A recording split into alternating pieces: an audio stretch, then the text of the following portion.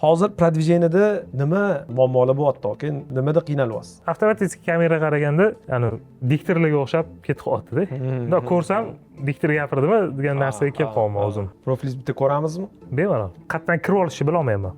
Qayerdan kirish, qayerdan boshlash o'zi menda muammo bo'lyapti. Pandalar mana bu odamga qiziq bo'lmasligi mumkin. Misol, Dubayni solishtirib berish balki qiziq bo'lmasligi mumkin. Shu o'zimizni qiziqishimiz sayohat, shu kruiz bo'lgani uchun umuman Yevropada, Angliyada sayohatga boradigan qatlam mijozda bizani o'zi niyatimiz shu edi.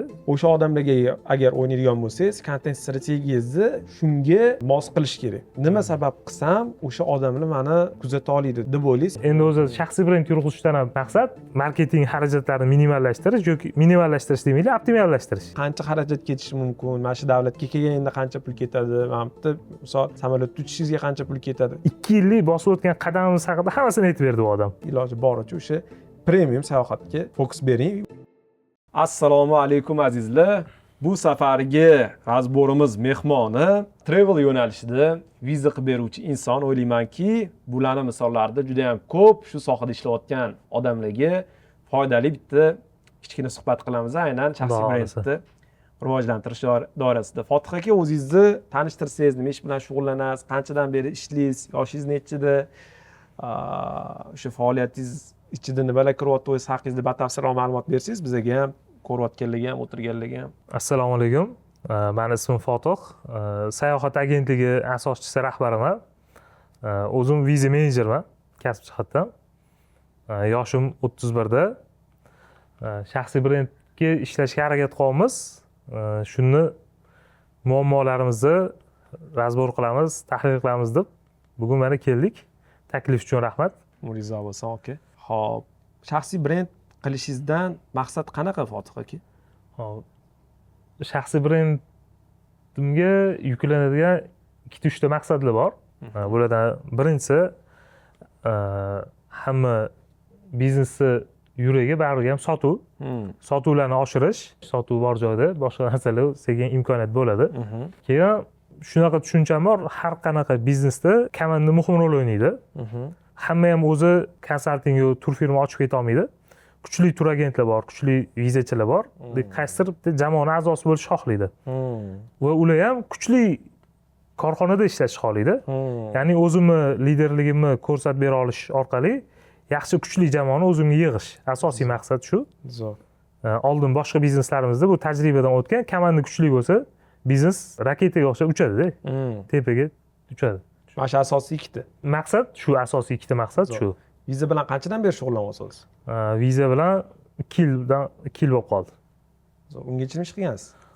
Bizda ungacha 10 yil turist bo'lganmiz o'zi. Yaxshi sayyoh bo'lganmiz, tajribali. Keyin hobbi biznesga aylandi-da. Hobbi biznesga aylandi, shunaqa. Boshqa bizneslarimizda yopilgandan keyin ozgincha Turkiyada yashab, fikrlarni jamlab shu g'oya bilan qaytganmiz. Biznesligini ayta olasizmi yo aytmay qo'ya Yo'q, aytamiz, o'zi ko'pchilik taniydiganlar biladi. Shu Navoiy ko'cha paytdan ishlab, Malikada ishlab, 15 yil kompyuter biznes sohasida ishladik. 2018-yildan 23-yilgacha Dubayda notebook olib kirib bozor tarqatganmiz. Shu sohada ishlaganmiz. O'zim ham notebook deb saqlanib qilgan ekanman-da, o'sha 2021-yilmida kontaktingiz notebook deb saqlanib qilgan ekanman. Zo'r aka. Nimaga chiqib ketdingiz bu temadan? Uni aytmasa bo'ladimi? Mayli, aytmang. Endi bu yoqqa unaqa bekitadigan narsa emas. Bankrot deb aytsa ham bo'ladi. Shu xiyonat bo'lgan. Shu sabab ketishimiz sabab bo'lgan. Ha. Shunaqa. Mayli. Yaxshiligi bo'lgan aka, mashqqa kirishingizga, mashq temaga qo'shilib qolishingizga o'sha ham bitta sababchi bo'lib qolganda. Albatta. Xo'p, hozir продвижениеda nima muammolar bo'lyapti yoki nimada qiynalyapsiz? Xo'p, продвижениеda asosan to'g'ri yo'nalish topib olmayman. Instagram profilda bir viza haqida ma'lumot bera olmayman, bir tur haqida ma'lumot bera olmayman. Keyin o'zim safarga chiqqanimda, ana oddiy sayohatchi blogerlar profiliga aylanib ketib qolyapti. Ya'ni to'g'ri bitta yo'nalishda tartib bilan yurg'iza olmayman. Yo'nalish to'g'ri usha olmaymiz. Hop, keyin kontentlarim tabiiy chiqmayapti. Olinayotgan videolarda shu tabiiylikni yo'qotib qo'yaman. Misol uchun siz bilan gaplashib o'tirganda aytib berganda kameraga gapiraman. Avtomatik kamera qaraganda ya'ni diktorlarga o'xshab ketib qolyapti-da. Unda ko'rsam diktor gapirdimi degan narsaga kelib qolaman o'zim. Shu tomonlama qiyinchilik. Idealligiga qarab ketib qolyapti. Idealligiga qarab ketaman deb G'alati qilib qo'yapsiz. video g'alati chiqib qolyapti. Zerikarli bo'lib qolyapti. Keyingisichi? Hop, yana muammolar kontent planlarni to'g'ri tuzolmayman. Kontent plan tuzishda qiynalyapman. Ya'ni o'zimga to'g'ri rubrikalarni tanlab ololmayman. Bu endi menimcha yo'nalishni topa olmayotganim bilan bog'liq bo'lsa kerak. Aniq bitta rubrikani atrofida keta olmayman. Tushundim. Rubrikalar topish muammo bo'lyapti. Profilingizni bitta ko'ramizmi? Bemalol. Hop, 34 ta publikatsiya. Hali o'sha hammasi bu chiqargan narsalaringiz. Bu hammasi endi orada 2-3 ta arxiv qilganlarim bor. Zo'r. Zo'r. Ota-ona shu mehmonxonada dam olib, ertalab balkonda mashq manzarani ko'rsin deb niyat qilganda bormi? Mana shu videoga bitta yaxshi niyat bilan like bosib, kommentariyasiga plyus yozib ketinglar. Bir hafta shu yoqqa kelib dam olish, necha pulga tushirib, masalaga hisob beraman. $1000 boshqalar yana televizor o'zini qilayotgan paytda $1,500 masalaga Aviaperda mehmonxona aeroportdan kutib olish kuzatish va o'zini boshchiligida, ya'ni gid hamrohlik qilgan tur taklif qilmoqchiman. Noyabr oxirida 6 kecha Tokioda bo'lamiz. Bu imkoniyat sizlarda boshqa bo'lmasligi mumkin. Bunaqa shikkalar internetda o'rganib chiqinglar. Bundan arzon topolmaganingizdan keyin men hozirlagan nomerga telefon qilinglar yoki direkt yozinglar. Kelamiz deb taqozo katta nazarda qo'ygan. Yosh pardon mana. Mana sening viza bor.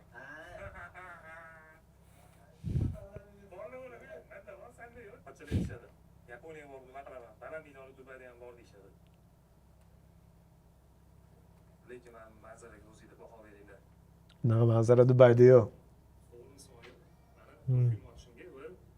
Vizachi bo'lishimga sababchilardan bittasi hisoblanadi. 2022 noyabr oyida Allohning o'g'il farzand berdi. Raddumda noto'g'ri tashxis qo'yishgan Rabinov sindromi. Juda og'ir Downga o'xshagan kasallik bundan ham bor. O'sha paytda stress bo'lgan bizda. Internetdan qidirdim. Uni davolashdi. Hech qayerda, lekin eng yaxshi parvarish, eng yaxshi ukollar hammasi Amerikada bo'lishdi.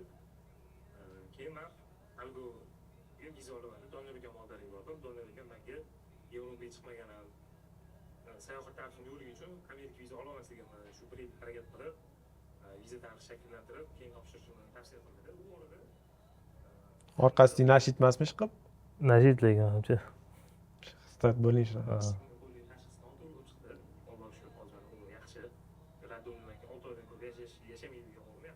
Hozir qattim red ketyapti-yu. Shu viza ishini shetlasam, shu ishni qilsam, odamlarga yordam bersam ham, shu Amerikada borib topish mumkin bo'lgan pulni shetda topsam bo'larkan deb fikr kelib, shu sohani izlanib, turizmga kirdik, viza sohasiga kirdik. Zo'r ochib bergan ekansiz mana shu yerda storytelling qilibchi. Shu masala o'zi anaqa kameralar yo'q joyda gaplashadigan gap bor o'zi bir. Ideya ham bor, endi qanchalik to'g'ri narsa bilmayman. Kelishdi. Uni birga bir gaplashadigan anaqa bor.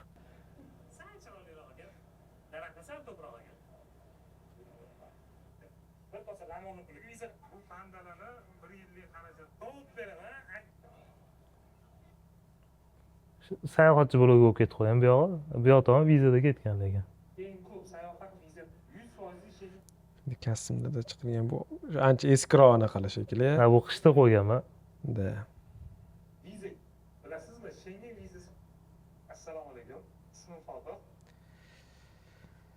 Xo'p. Zo'r tushunarli. Shu mashhur vizachilar bor. Yaqinda Chilega viza olib, Chilega viza olgan birinchi o'zbek bo'ldi deb qo'yishdi. Keyin 6 oy yarim shu 1 yil oldingi vizani tashlab yuboraymi dedim, keyin ko'z tegmasdi. Xo'p, endi keyingi masalaga o'tamiz. Okey, bo'ldi. Bu yog'i tushunarli. Bu yog'i tushunarli. Bu mana shu sotuvni oshirishga, kuchli jamoa yig'ishga hozirgacha nimalar qilib ko'rdingiz? Har xil viza o'qishlarda, umuman tur firmalarda o'qigan kurslar ko'payib ketdi hozir. Kurslarni sotib olgan bolalardan, qizlardan ishga olib ishlatib ko'rdim. Yo'q, men bu shaxsiy brendingiz doirasida demoqchi edim. Yo'q, shaxsiy brend doirasida hali bu narsa qildim deb ayta olmayman. Chunki ya'ni qayerdan kirib olishni bila olmayman. Qayerdan kirish, qayerdan boshlash o'zi menda muammo bo'ldi. Shaxsiy brend doirasida hali hech narsa qilmadim. bu narsa uchun. Bu qarorga kelishimga ham o'zi shu kursida o'qiyapti yoki boshqa ishxonadan kelyapti yokida shu tajribasiz odamlar kelyapti. Kuchli odam kelsa bizlar bilan ishlayapti, kuchliroq korxonadan taklif tushganda ketib qoladi. Kuchliroq korxonadan taklif tushgan kuni bizdan ketadi. Shu narsa qiynayapti bizani. Demak, ular ko'proq to'layapti. Ko'proq to'laymiz va'da qilib, keyin to'lasha olmagan holat ham bo'ldi. Ularcha manaqa. Boshqa bizani hamkasblarimiz deylik, ularda haqiqat o'z tajriba katta. Ularning tajribasidan o'rganaman degan ilinjda ham ketadi. Ularni kuchli, mendan kuchli hisoblaganim uchun borib men u yoqda ko'proq narsa o'rganaman deb boradi. Tushundim. Banda sizga tavsiyalar yo'q emas. Tavsiyalar bor. Fotiq aka bu narsalarni realizatsiya qilsa, ozgina o'ylasa, shu narsalarni ustida bosh qotirsa, menimcha ancha o'zgarishlar bo'lsa kerak deb o'ylayman. Xudo xolisa. Bulardan birinchi tavsiya olki, siz kimga viza qilishingiz kerakligini ajratib olishingiz kerak. Kimga viza qilmoqchiligingizni ajratib olish kerak. Misol, bu ishni men o'ylashim bo'yicha songa emas, ya'ni sifatga. Ko'proq mana shu klient sifatiga, ya'ni ko'p sayohatga chiqadigan odamni klientskiy bazangizga qo'shib, u odam bilan uzoq muddat takror ishlash sizga yaxshi rezultat qilib beradi. Biz endi shu vizaga aloqador ish qilganimiz uchun tushunib qoldim uni. Ichidagi o'sha pluslarini, minuslarini, nima anaqasi bor, oson, qiyin joylarini ishladim. O'zim xulosam endi bu yerda klientskiy bazangiz kim? Ya'ni siz bir marta ishga ketayotgan odamga yoki sayohatga ketayotgan odamga qilib beryapsizmi yoki o'sha odamni siz o'zingizga постоянный klient bo'lib qoladigan yoki tez sayohatga chiqib turadigan odamga fokus beryapsizmi degan narsa. Va bu joyda birinchi o'rinda ishingizni nishalashtirish haqida ko'proq o'ylash kerak. Misol uchun viza yo'nalishida o'qish vizasi bor, sayohat vizasi bor, ish vizasi bor, keyin meditsinskiy viza bor. Yana men bilmagan qanaqadir yana vizalar bo'lishi mumkin. O'shani orasidan siz imенно qaysi biriga fokus beryapsiz? Qaysi birida siz sayohat vizasi, biznes viza asosiy fokusimiz bizani. Eng ko'p yo'nalish. Ichiga nima kiradi misol uchun? Biznes viza deylik, konferensiyaga boradiganlar, yarmarkalar, vystavkalarga boradiganlar yoki partnyor bilan uchrashuvga boradiganlar. O'zi sayohat viza bilan biznes vizani juda katta razницasi yo'q. O'sha asosan buni maqsad sayohat, buniki приглашение bilan, ya'ni taklifnoma orqali partnyorning oldiga ketayotganlar bo'ladi. Deyarli bitta case ham bo'ladi. Tushundim. Bo'ldi, bunisi hal. Demak, faqat mana shu odamlarga chiqishingiz kerak. Endi bu joyda o'zingizga shunaqa filtr qo'yishingiz kerakki, siz chiqarayotgan har qanaqa kontent, siz chiqarayotgan har qanaqa mavzu o'sha odamlarga qiziqmi yoki yo'qmi degan savolga javob bo'lishi kerak. Ya'ni siz o'ttiga misol pandalar mana bu odamga qiziq bo'lmasligi mumkin. Misol Dubayni solishtirib berish balki qiziq bo'lmasligi mumkin. Tushunasizmi? Yoki yana qanaqadir narsalar borki, umuman o'sha odamlarga qiziq bo'lmaydigan holat bo'lishi mumkin.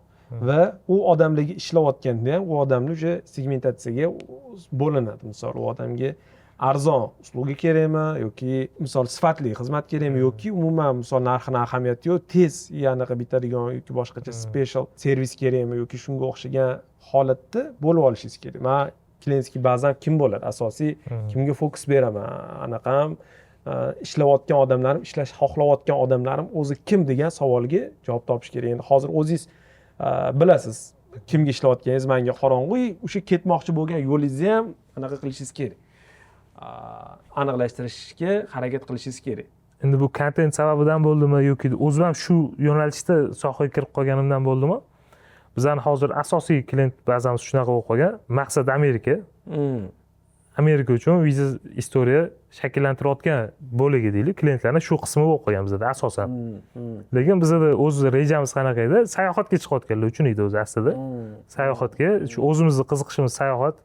Shu kruiz bo'lgani uchun shu kruizga boradigan, umuman Yevropada, Angliyada sayohatga boradigan qatlamdagi mijozda bizning o'zi niyatimiz shu edi. Hali ham shunga yurish maqsad. O'zingiz ham mana shunaqa sabab bilan o'zi kirib qolgansiz-ku. Shunaqa. O'zingiz ham mana shunaqa sabab bilan kirib qolgansiz. Endi qarang, Amerikaga borish xohlaydiganlar sayohat qilishganmi, ishlashganmi? Bizga kelayotganlar ishlash bo'lib qolgan. Borib qolib ketishdi. Erta bizda xavfsizlik degan narsamiz nimaki? Amerika vizasini ola olmagandan keyin biz olib bergan sayohat viza bilan Yevropada qolib ketsa, elchixonalar oldida bizani obro'yimizga putur aytadigan holat bo'ladi. Shuning uchun iloji boricha men xohlayman shu borib qaytadigan, ya'ni tartibli sayohatchilarni Rostakasm sayohatchilarni jalb qilish. Unda hozir mana bu yig'ilgan odamlar menimcha основной anaqa bilan kelgan. Sarafanka bo'lib kelganda, to'g'rimi? Bu odamlar Mijozlar ba'zisi shunaqa sarafanka bilan hali kelgan. sotsial setda unaqa aktiv bo'lmagansiz, kam aktiv bo'lgansiz. Menimcha hali bu yerda juda ko'p odam klient kelmagan menimcha. Yo, bu profilda oldin Xitoy vizalik edi, hozir bez viza bo'ldi. Dilshod aka Turing House ga reklama berganimizda katta ob'yem kirgan, asosan подписчик kelgan. Shu Xitoy viza bo'yicha zo'r sotardik. Hozir mana Xitoy viza admin bo'ldi. Bu profil ancha aktiv tushib qoldi. Shu ta'sir qildi. Keyin Mr. Sayyoh ko'rgan bo'lsangiz, kollaboratsiya video qo'yaman. Yevropaga mashinalarda sayohat qilib yuradi necha yildan beri. Shu aka bilan video qilganimizdan keyin mana endi mana sayohatchilar qiziqishni boshlayapti. Qaysi edi? Hop, pastroqda ham bor. Mana ikkita odam bilan turibman. Shuni Bumi? tepasida. Ha. Bundan keyin yana bo'lgan anaqa. Bularda подписка kam-ku, lekin hammasi shu Yevropa sayohatiga qiziqadiganlar bo'lgani uchun. Karnivalda bir necha marta Yevropaga sayohat qilib keldi. Oilaviy ham, o'rtoqlar bilan ham. Zo'r. Shu odamga viza olganimizdan keyin Abdurahmon akamga shu xuddi aytganingizdek sarafanli bo'lib hamma Yevropaga sayohat qiladiganlar kelishib boshladi. Juda ham zo'r. Endi boshdan уровеньga chiqaraylik, aka, mana shunaqa sayohatchilar sizni profilingizda yig'ilsin, siz bilan birga o'sha odamlar kollaboratsiya qilishni xohlaydigan aytib ko'p chiqaylik, aka. Qarang. Maqsadingiz aniq, sotuvni oshirish jamoa yig'ishga yo'naltirish. Endi profilda yuritayotganda mana klientskiy bazingizni aniqladingiz. Kimga servis qilmoqchisiz? Asosan hozir mana ishga ketayotganlar sizga eski bazada yig'ilib qolgan bo'lsa, va menimcha o'ylashimcha kelajakda mana shu rostakazm sayohat qiladigan o'sha haqiqiy sayohat vizasini olish xohlaydigan odamlarga fokus bermoqchisiz, to'g'rimi? Shunaqa.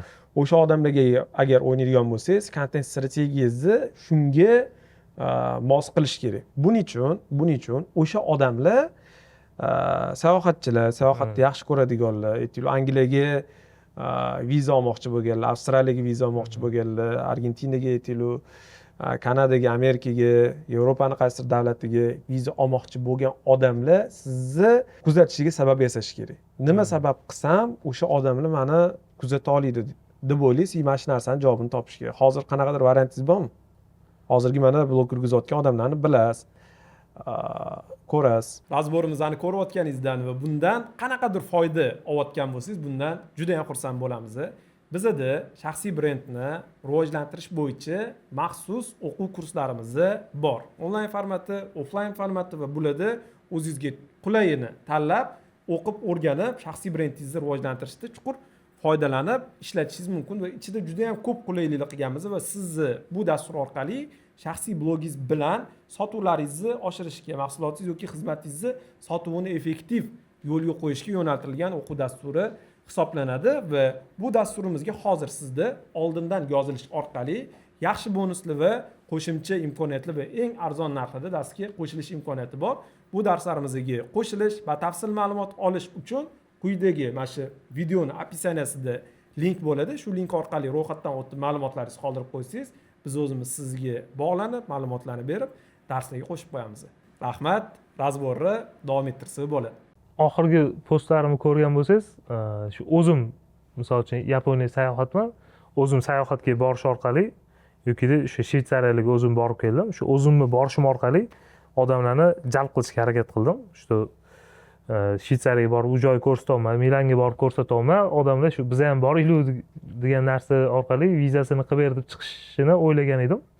Qanchalik bir dona video qo'yib Shvetsariyadan. Shvetsariya mana shu? Shvetsariya. Bir dona videoga borib keldingizmi? Yo'q, anaqa prosmotr bo'lmagandan keyin ko'p arxiv qilib qo'yganman. Arxiv qilib qo'yganlarim bor, keyin endi montaj qilib qo'yganlarim bor. O'zi bir hafta bo'ldi kelganimga. Shu endi montaj qilib qo'ygan videolarim bor, lekin kontentni olib kelganman. Borgandan keyin maksimum bosish kerak-da, kuniga 3 ta video qo'yish kerak, onasan. Keyin yemaganni arxivlab tashlasangiz ham bo'ladi. Xo'p, yana nima sabab yasashimiz mumkin? Bu yerda endi ko'rinmaydi-ku, targetga qo'ygan videolarim. shu targetda bizni sayohat agentligi ham bor, ikkinchi profilimiz ham bo'lgani uchun u yoqda shu Yevropa sayohatiga guruhli turlarga shunaqa targetlar qo'yamiz. Target orqali ham misol uchun Yevropaga sayohat qo'yamiz, lekin men o'zim boraman, lekin vizasini qilib beringlar degan sabab bilan kelishadi. Hozir asosan target bilan kelyapti. Shunaqa. Endi o'zi shaxsiy brend yurg'izishdan ham maqsad marketing xarajatlarini minimallashtirish yoki minimallashtirish demaylik, optimallashtirish. Misol uchun qilayotgan xarajatidan ko'proq klient jalb qilish, ya'ni targetda hozir qo'yapman, klient bitta kelyapti, u yo'q. Shaxsiy brend menga odamlar obunasi orqali qayta sotuvga erishishdi o'zi maqsad. Okey, mana qarang. Ana odamlar sizni kuzatishiga, o'sha sayohatga chiqadigan odamlar sizni eshitishiga, sizdan sotib olishiga, sizga obuna bo'lib kuzatishlariga siz sabab yasashingiz kerak. Sizni profilingizda shunaqangi nimadir foydali yoki qiziqarli narsa bo'lishi kerakki, o'sha odamlar sizni obuna bo'lib kuzatish kerak.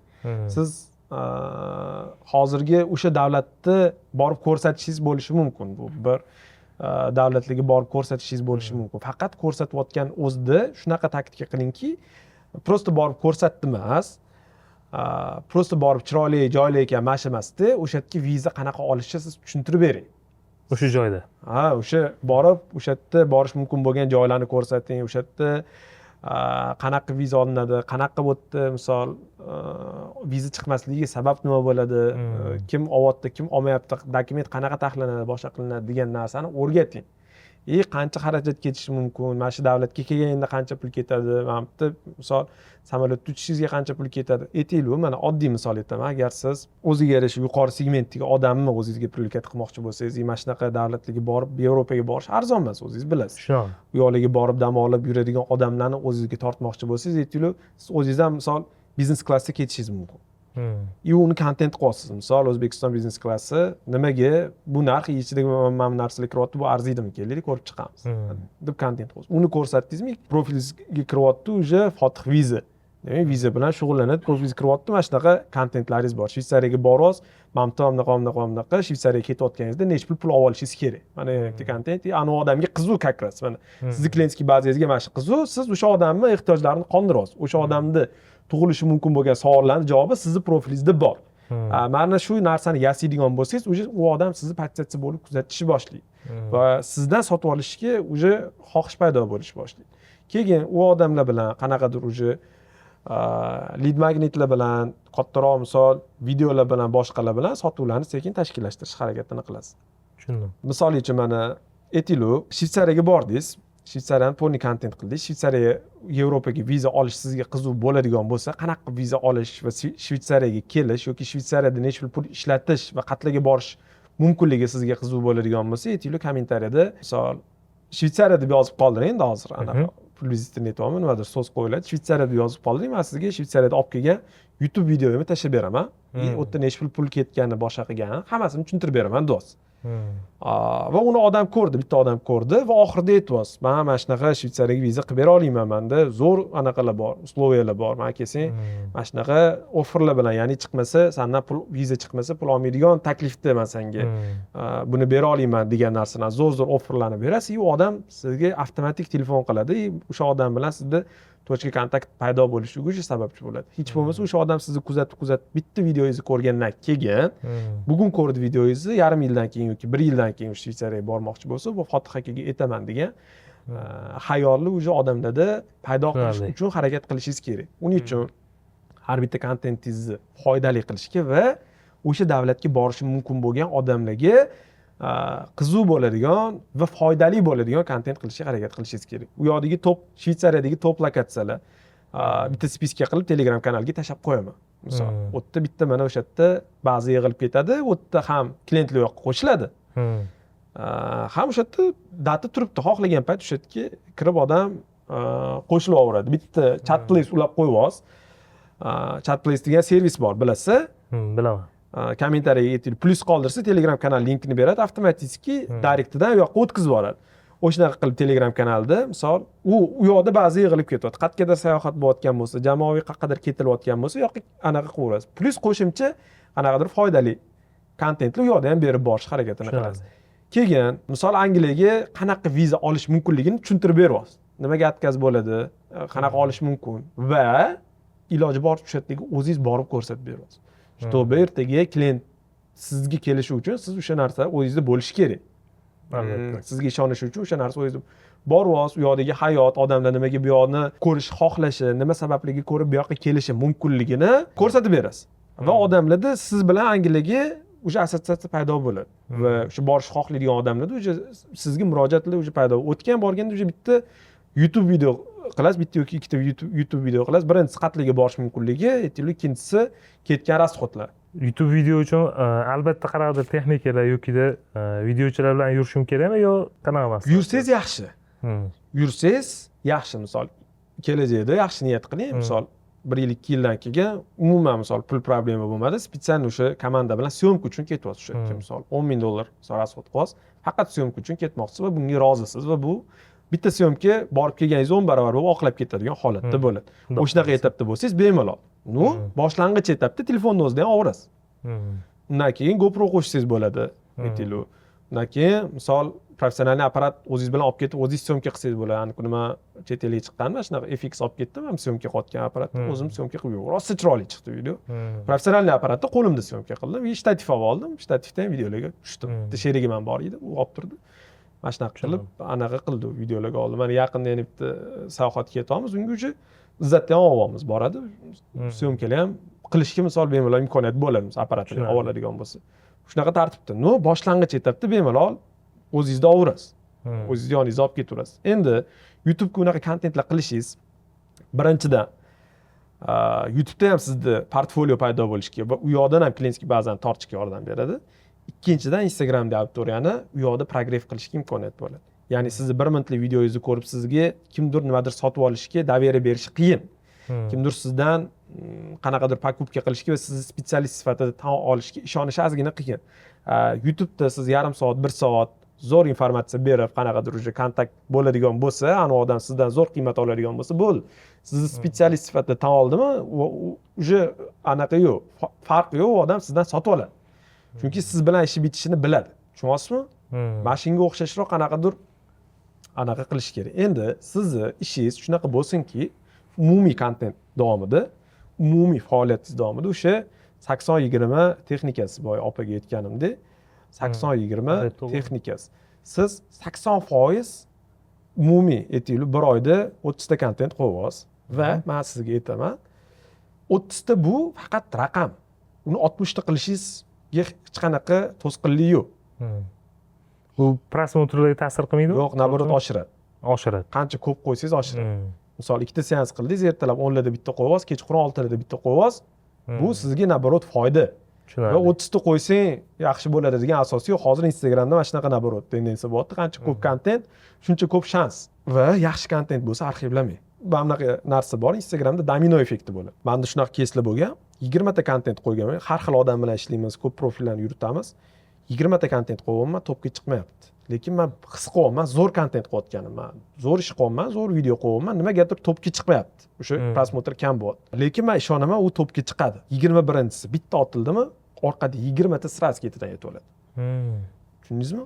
Zo'r kontent qilayotgan bo'lsangiz, mana shunaqa domino effekt bir-birini tortib ulab ketadi. Agar siz yaxshi kontent qildim deb o'ylasangiz, uni arxivlashingiz shart emas.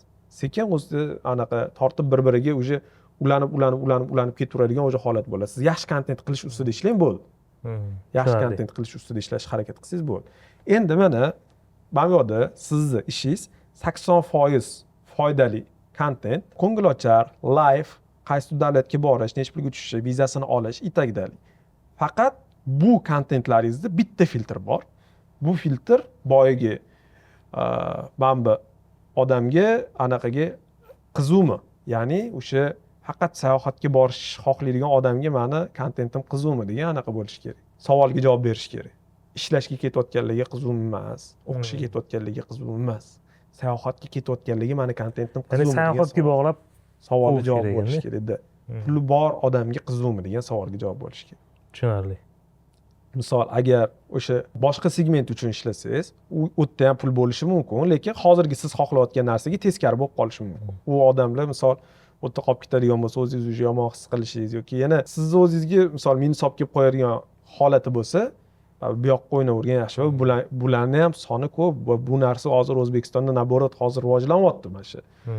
Sayohat, ayniqsa Yevropaga chiqishga hozir O'zbekistonda trendga chiqyapti degan bo'ladi. O'shanaqa bo'lyapti, sayohatga chiqayotganlar ko'p, o'sha davlatlarga borayotgan odamlar ko'p, o'shalarniga ishlatsangiz ham bo'ladi. U odamlarning soni yetarlicha. Faqat o'sha odamlarga qiziq, o'sha odamlarga foydali, o'sha odamlarni sizga olib keladigan kontent qilishingiz kerak. U odamlarga qiziq narsani qo'ysangiz, sizga obuna bo'lishni boshlashadi. Va o'sha darslarda o'rgatayotgan texnikalarimni hammasini ishlating. Darslarda o'rgatayotgan, ya'ni huklarni, CTA'larni, ya'ni oxirida obuna bo'lish kerakligini, murojaat qilish kerakligini, hammasini kontentlaringizda chet elga chiqasizmi, O'zbekistonda bo'lasizmi, hammasini o'sha narsani ishlashga harakat qiling va klientlaringizga olib berayotgan odzivlarni qo'yishingizdan chiqarmang. Odziv juda ham muhim. Misol, qaysidir klientingiz bor, pasportda biton ko'rsatyapsiz, kerak bo'lsa reels qiling o'shanga. Odziv degan aktualniyda popkalar qilib, u yoqqa har bitta klientingizni кейslarini yig'ib, o'sha narsalarni ko'rsatishga harakat qiling. Menda bitta klient bor, qiziq keys. 10 yil Turkiyada bez dokument ishlagan, lekin yashagan. Biznes qurgan u yoqda. 10 yil vaqtini bekor ketkazmagan. 10 yil oradan o'tdi, taqa deport bo'ldi, O'zbekistonga qaytdi. Pul bor, O'zbekistonga moslasha olmayapti. Shu odam bilan o'zi 10 yil bitta Turkiyada yashagan odamga viza olish qiyin, lekin vizasini chiqardik. Hozir Yevropaga bilmayman, 4-5 martadan viza oldik.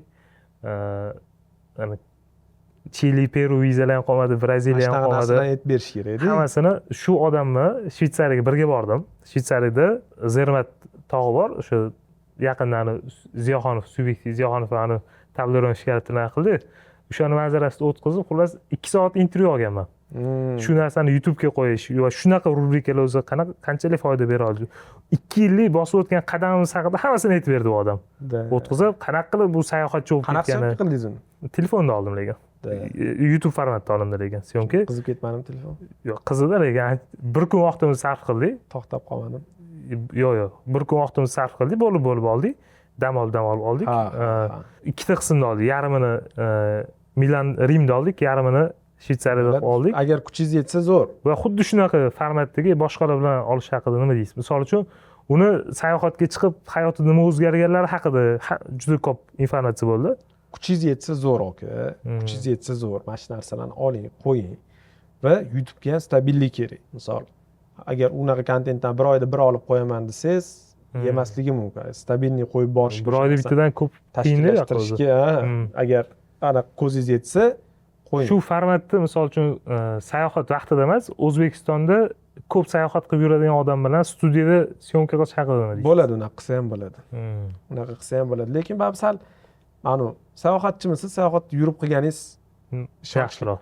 Ishonchliroq. Misol, ketayotganingizda qaysidir davlatga bordingiz, vizasini olish jarayoningizdan borib o'sha aylanguningizgacha bo'lgan etaplarni ko'rsatib bersangiz zo'r. Vizasini olish jarayonida bitta etap qo'yasiz. Misol, o'sha posolstvoga dokument yig'ib kirib ketadi. O'shani bitta YouTube'ga katta video qildingiz. Chiqqandan keyin bitta video qilasiz. Borgandan keyin bitta video qilasiz. Aylanayotganingizdan bitta video qilasiz. Qaytayotganingiz bitta davlatda 5 ta videongiz bo'ladi o'sha YouTube'ga. Tushunasizmi? Tushunarli. Uni reelslarga ham bosasiz. Bitta borganingizda biton anaqa bilan qaytingda, kontent bilan. Hamma videoyingiz iloji boricha shunaqa sayohatdan bo'lgani zo'r. Har bitta davlatga borib, o'sha davlatning vizasini olib, borib o'sha yerga rasxodlarni hammasini ko'rsatib berib va nozik nuqtasi iloji boricha o'sha premium sayohatga fokus bering, o'sha narsalarni ko'rsating. Va sizga o'sha klientlar keladi. Agar borib eng arzon gostitsada turamiz, eng arzon joyni ko'ramiz, eng arzoniga bo'lsa o'sha odamlarni yig'asiz. U odamlar bir marta sayohatga chiqib, yilda bir marta chiqadimi, yo'qmi? Tushunaman. Agar premiumga ishlasangiz, u odamlar yiliga 3-4 marta, 5 marta sayohatga chiqadi. U odamlar bilan konversiya ancha balandroq bo'ladi. Tushunarli. O'sha narsaga anaqa qilishingiz kerak. Keyin lichniy stilingiz ustida ham ozgina o'ylab ko'rsangiz yaxshi bo'ladi. Hozir nima deydi? Formangiz tadbirkorlarnikiga o'xshab qolganda, biznesmen pulga uradigan mana shunaqa bit bo'lib turibdi-da. Anaqa emas, sayohatchini formasi lегкийroq такой. Ya bu anaqa sizni podkastingizga alohida aylanib keldik.